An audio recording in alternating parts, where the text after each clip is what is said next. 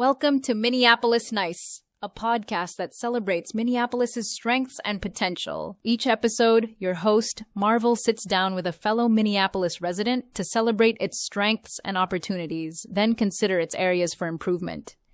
Yep, we are conducting a good old-fashioned SWOT analysis of life in Minneapolis with an optimist's heart. Whether you're born and raised or a transplant, this is a space for you. So let's get into it. This is Minneapolis Nice.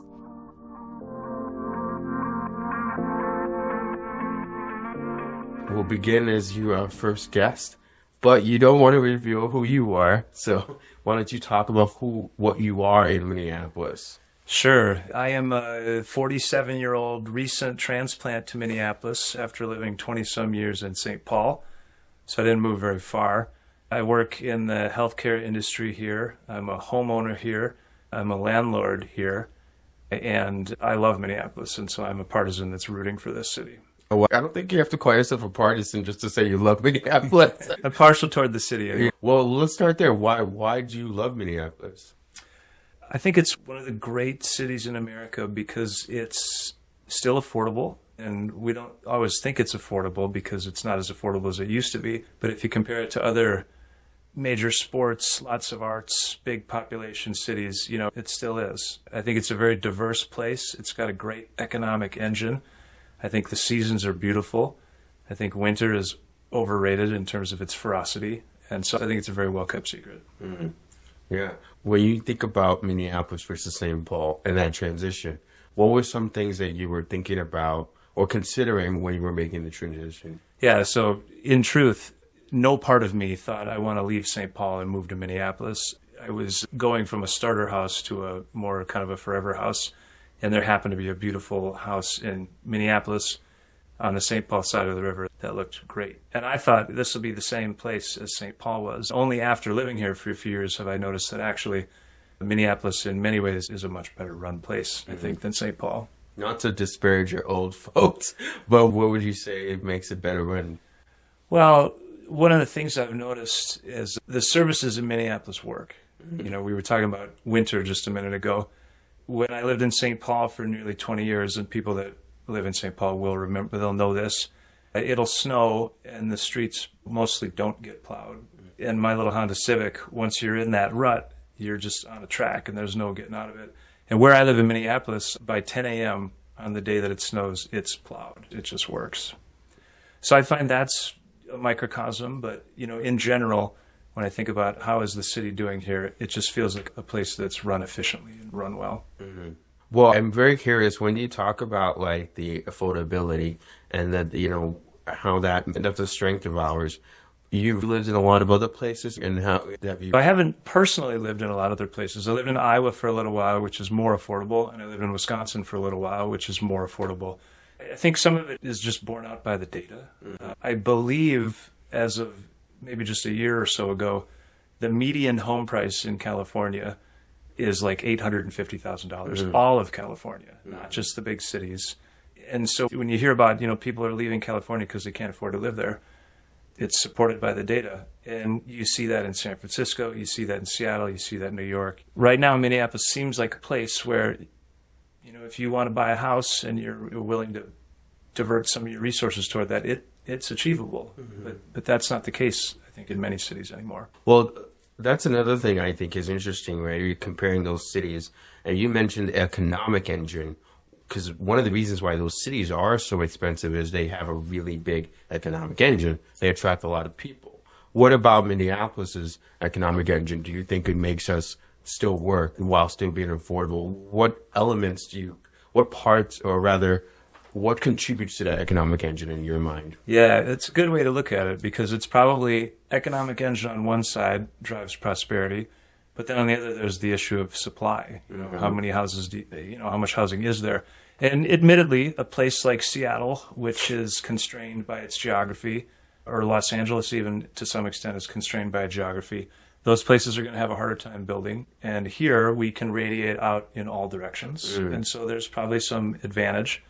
And this is not firsthand, but when you look at patterns of lawsuits and the reason things don't get built, I think in a lot of cities there's lots of local power. And if they say, we would like to build a housing development, we'd like to put an apartment here, A lot of places will cite environmental restrictions. They'll tie things up in court. I think it becomes kind of hard to build. And so you have a prosperous place like Seattle or a prosperous place like San Francisco, maybe one of the best economic engines in the world. And you don't have enough places for people to live. And so you have expensive housing, a big homeless population. And so in Minneapolis, you know, we have a ton of great colleges and universities. We've got Fortune 500 companies. But it seems to be there's still enough housing stock to house everybody. And so I think if you want to keep things affordable, just watching that balance is probably the way to go. Yeah. Well, you're both a homeowner and a landlord. You've made significant investment into the city from a housing standpoint. What drove that decision making when you say, you know what, not only do I want to live here, but I also own property here? How did that factor in? Yeah, that was by accident. I never had designs on being a landlord. I bought a house when I was in training for my career, and when I was done with my training, I was going to move to a different city. I tried to sell the house, and it was in 2012 when the housing market was different, and it just wouldn't sell. I dropped the price to much lower than what I had paid, and it just wouldn't move. And so very reluctantly, I hired a property management company to try to find a tenant and take care of it because it was going to be a headache for me. And they did that. And that turns out to be a pretty nice way to build wealth. Mm-hmm. And so the next time I moved from the house in St. Paul to the house in Minneapolis, I hung on to the house in St. Paul and thought, you know, this is a good thing to have. And so I very much backed into it. But yeah, it is a part of my life now for sure. Yeah. And do you find tenants here pretty amenable or what? It's a little tricky for, you know, the tenants tend to be people I know. Right, and so okay. I'll have, you know, friends or somebody will know somebody that needs a place and I'll talk to them. And it's very different from a landlord who's running a business as a business. Mm-hmm. And so I've had great tenants and found it. Yeah. You know, it's a nice way to go. So you mentioned that we're an affordable city. We have a good economic engine. We have services that work, which as somebody who's lived in a lot of places, I can tell you that's not always the case, sure. Right? Even amazing places like New York, it's not always the case.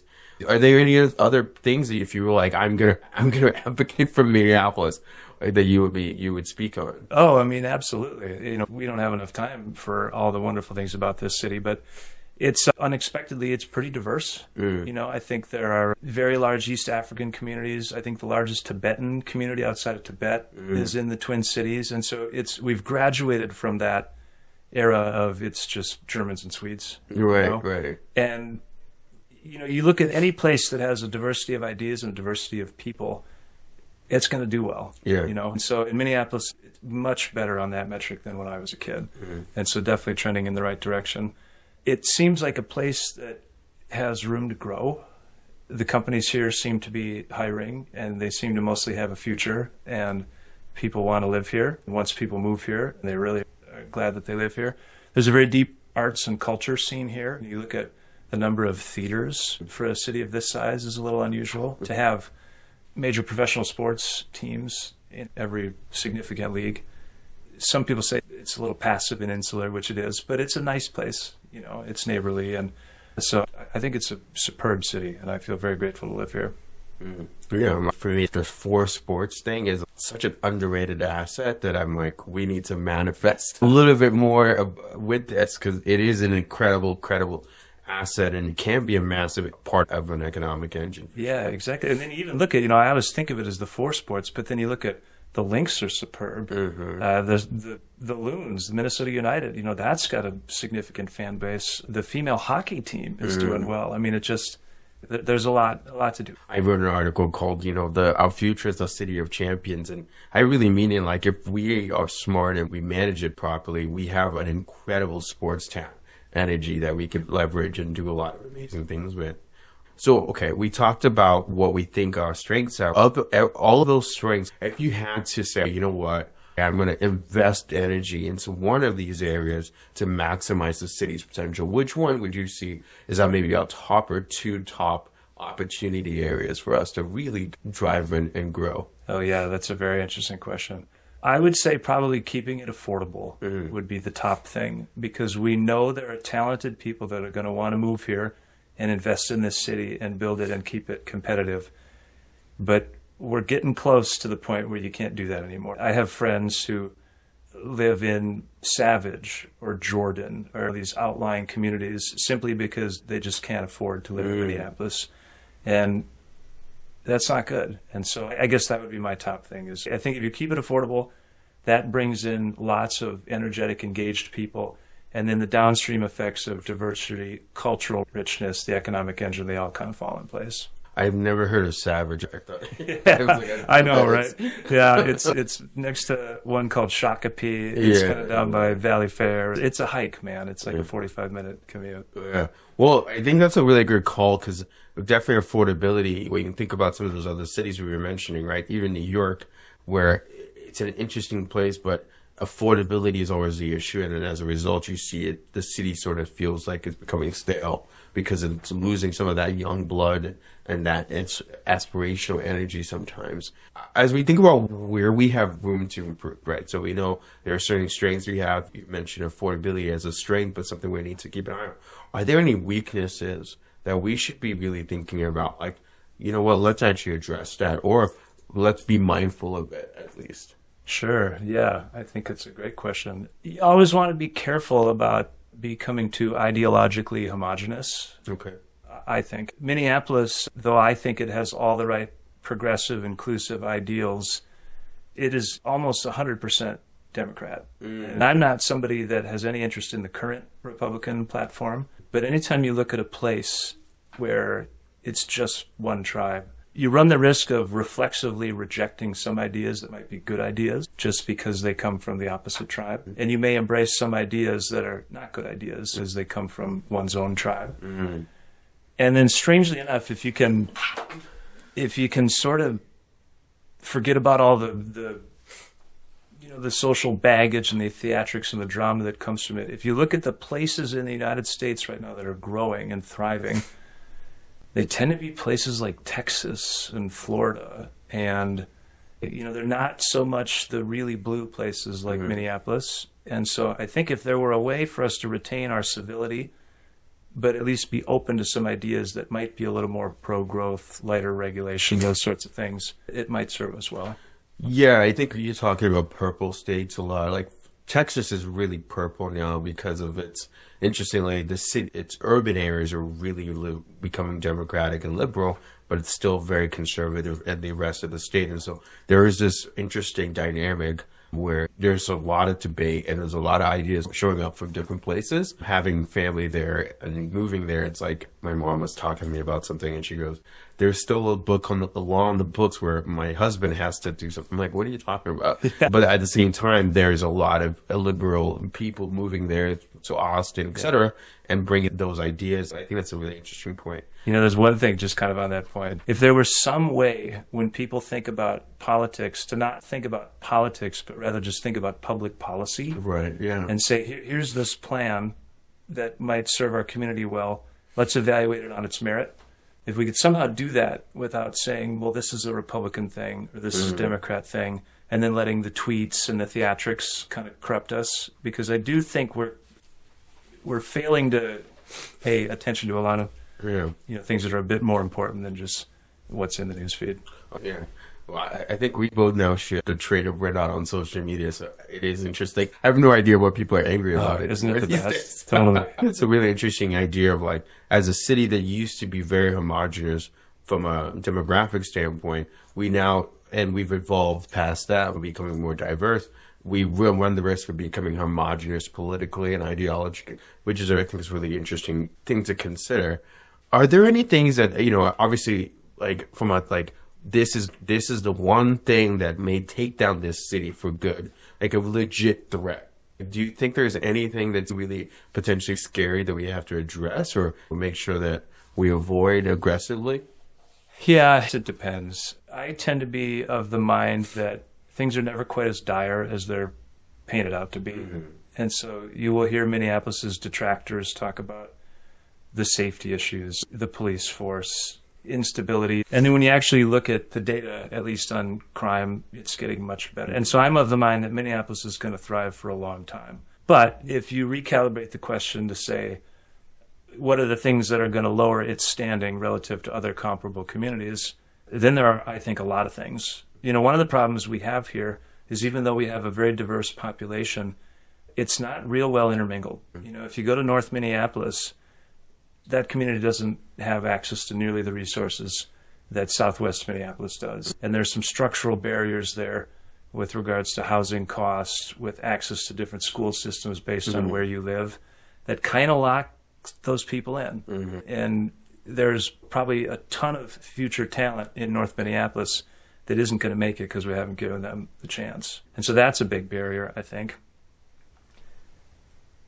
But I'd say overall, I think there can be too much of a tendency to focus on the politics and think that's what drives the health of a city. And I think the fundamentals of this place are still sound, and it's going to be around for a long time. Yeah, one of the things you notice about places anywhere in the world is they're always finding a way to unlock opportunity within their city and taking advantage of what's already there. I think it's so fascinating where people get obsessed with recruiting people from outside to come in and all that stuff. It's like, you have so much talent, you're still waiting to be untapped, and that is a genuine opportunity, but also a threat. Like, if we don't figure out how to do that, it could lead to some damaging results in the long term. Yeah, well said. Yeah. Well, let's end with this. If you were to run your own Bring Your Ass to Minneapolis campaign, right? Yeah. What would be the central message you would have for folks to, like, this is where you need to be? Yeah, interesting. So I'm not a marketer. I'm not good at branding. And so I don't think I can off the top of my head package this in a way that would be appealing. But I think it would be something about opportunity. It would basically say you can start a life here. You can afford a house. There are a bunch of companies here that want you here. And this is a place that's going to welcome you and support you. I call that the Minneapolis dream, by the way. I love that. I really believe that is the Minneapolis dream. Like, you can come here, you can be raised here, go to good schools, get a good job, buy a house, get married, have kids, and then your kids can do the exact same thing. It's true. I think it's truly one of the things where, again, when we talk about these big cities with all these economic engines, it's not possible to do that and have your kids then do it. A lot of people, like I was in Boston, I was almost there, but it became unaffordable, right? Yeah. And then I had to move out. And so I think that is, to me, is the Minneapolis dream that you talk about. Yeah. Well, thanks so much. Appreciate this. And for our first one, excited to get this off the ground. Very grateful to be here. Thanks.